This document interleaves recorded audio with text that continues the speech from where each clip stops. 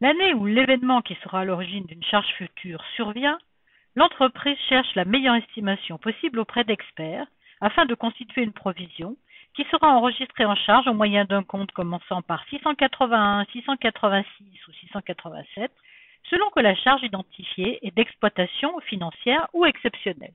Prenons l'exemple d'une entreprise qui a licencié un salarié. Ce dernier a déposé une plainte au tribunal pour faire réévaluer ses indemnités de licenciement.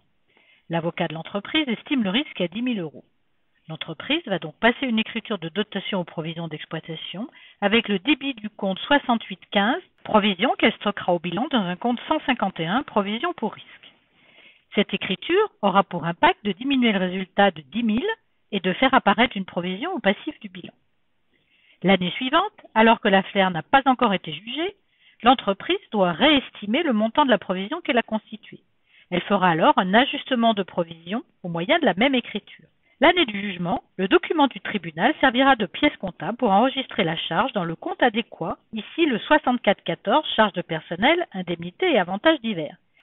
Puis, elle reprendra la provision au moyen du compte 7815, repris sur provision d'exploitation.